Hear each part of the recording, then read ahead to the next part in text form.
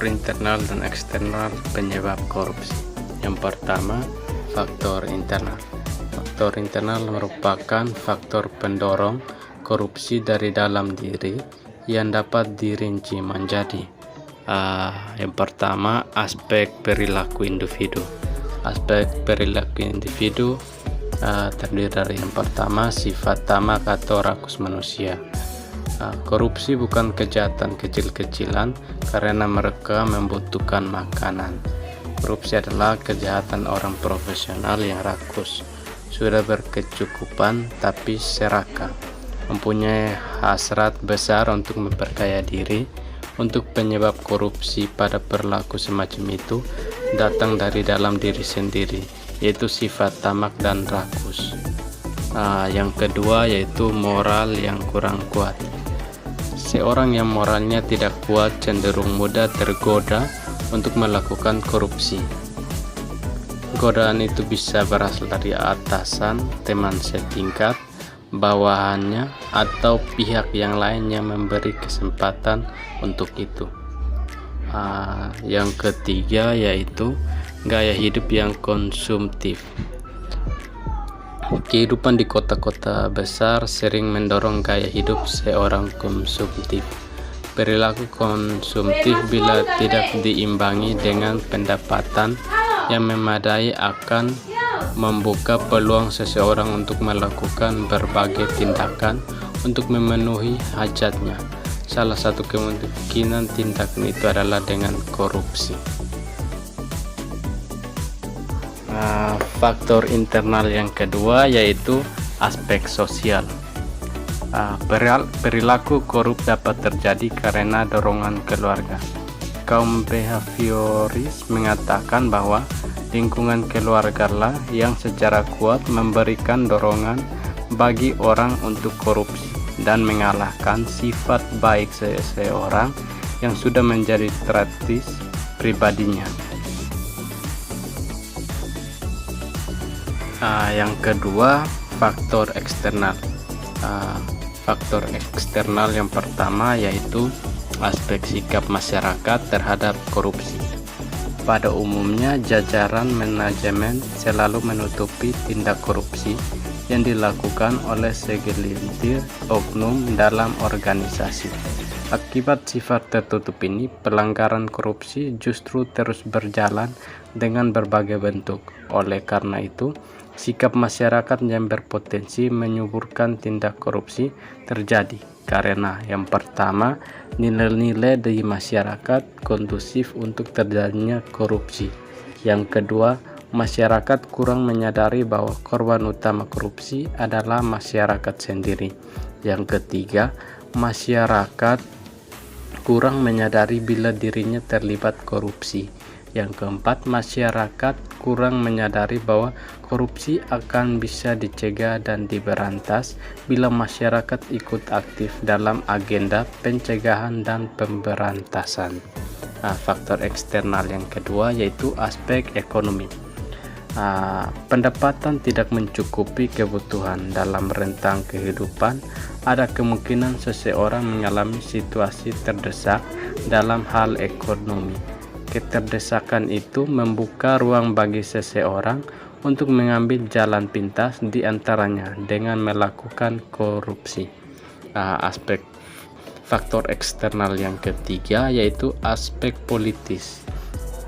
Aspek politis menurut Raharjo bahwa kontrol sosial adalah suatu proses yang dilakukan untuk mempengaruhi orang-orang agar bertingkah laku sesuai dengan harapan masyarakat.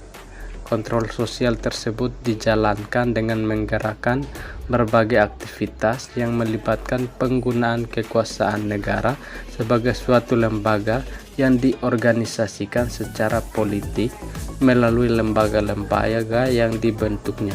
Dengan demikian, instabilitas politik, kepentingan politis, meraih dan mempertahankan kekuasaan sangat potensi menyebabkan perilaku korupsi. Faktor eksternal yang keempat yaitu aspek organisasi. Aspek organisasi dibagi lagi. Ada yang pertama yaitu kurang adanya sikap keteladanan pimpinan. Yang kedua itu tidak adanya kultur organisasi yang benar. Yang ketiga, kurang memadainya sistem akuntabilitas. Yang keempat, kelemahan sistem pengendalian manajemen. Yang kelima, lemahnya pengawasan. Ada dua contoh video perilaku tindakan korupsi. Pada video yang pertama yaitu tindakan korupsi sumber daya alam. Penyebab terjadinya korupsi sumber daya alam itu karena ada proses suap menyuap. Pada video kedua itu contoh korupsi waktu. Penyebab terjadinya tindakan korupsi waktu karena seorang mahasiswa itu ia menganggap bahwa waktu itu tidak terbatas dan ia tidak memanfaatkan waktu dengan sebaik-baiknya, sehingga korupsi waktu itu menjadi kebiasaannya. Berikut teori pembentuk perilaku korupsi. Yang pertama menurut Ghosn Theory. Jack Bologna Ghosn Theory menyebutkan bahwa faktor penyebab korupsi adalah keserakahan, kesempatan, kebutuhan, dan pengungkapan. Keserakahan berpotensi dimiliki setiap orang dan berkaitan dengan individu pelaku korupsi. Ilustrasi Ghosn Theory terkait dengan faktor-faktor yang menyebabkan terjadinya kecurangan atau korupsi yang meliputi yang pertama greed atau keserakaan, yang kedua opportunity atau kesempatan, yang ketiga needs atau kebutuhan, yang keempat exposure atau pengungkapan. Yang pertama itu greed, terkait dengan keserakahan dan kerakusan para pelaku korupsi. Opportunity terkait dengan sistem yang memberi lubang terjadinya korupsi. Yang ketiga needs berhubungan dengan sikap mental yang tidak pernah cukup, penuh sikap konsumerisme, dan selalu syarat kebutuhan yang tak pernah usai. Yang keempat, exposure berkaitan dengan hukum pada pelaku korupsi yang rendah. Teori yang kedua menurut Freud-Rigel Theory. Freud-Rigel adalah segitiga kecurangan yang menggambarkan adanya tiga kondisi penyebab terjadinya penyalahgunaan aset dan kecurangan dalam laporan keuangan. Komponen segitiga kecurangan yang dikembangkan oleh Donald L. Pesci adalah yang pertama pressure atau tekanan, yang kedua rationalisis atau pembenaran, dan yang ketiga opportunity atau kesempatan. Kecurangan terjadi apabila ketiga faktor tersebut muncul atau ada secara bersama-sama.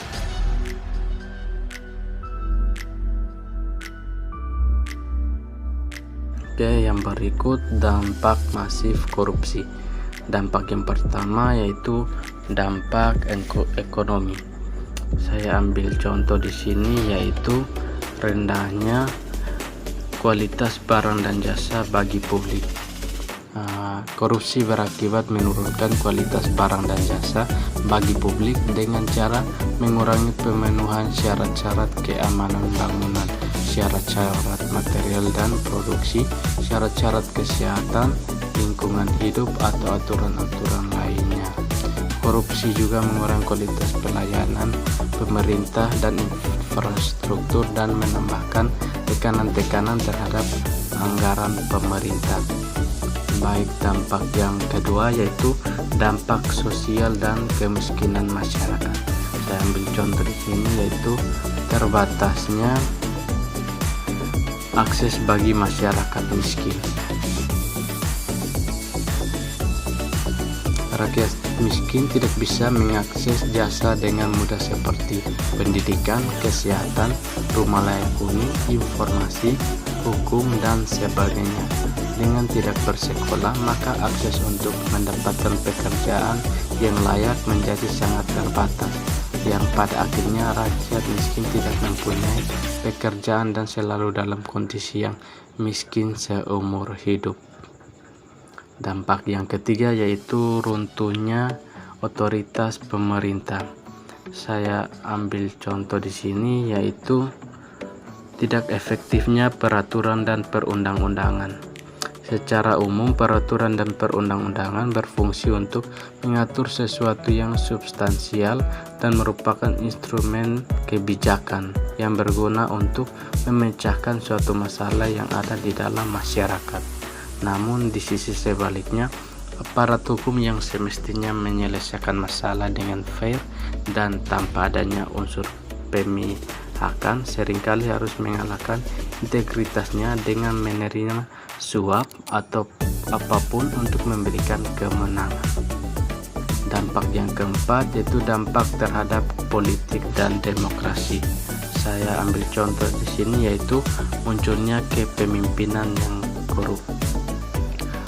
Kondisi politik yang carut marut dan cenderung sangat koruptif menghasilkan masyarakat yang tidak demokratis.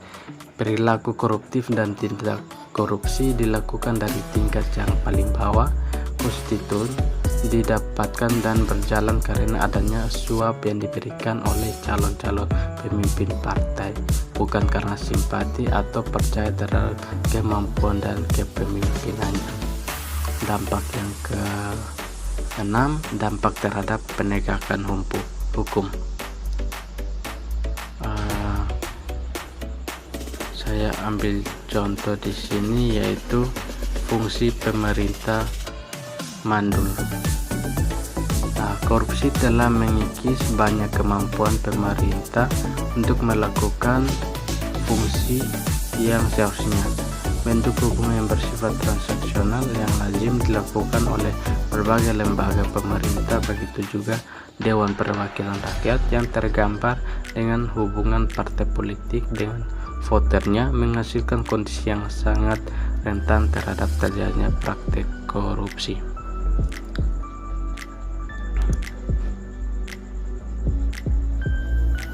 Dampak yang ke-6 yaitu dampak terhadap pertahanan dan keamanan.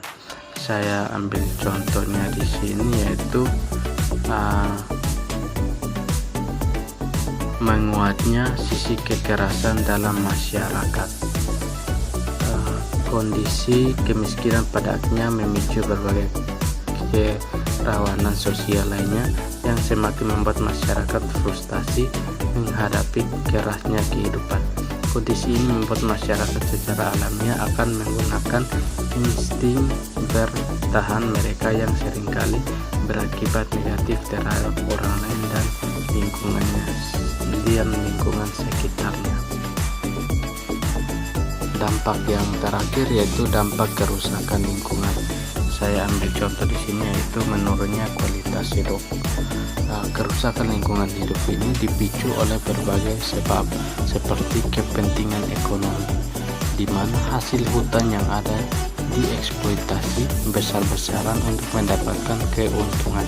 Eksploitasi ini dianggap paling mudah dan murah untuk mendapat keuntungan. Namun di lain sisi, eksploitasi yang dilakukan tidak dibarengi dengan upaya penanaman kembali yang baik dan terencana, sehingga hasil eksploitasi hutan ini meninggalkan kerusakan yang parah bagi lingkungan.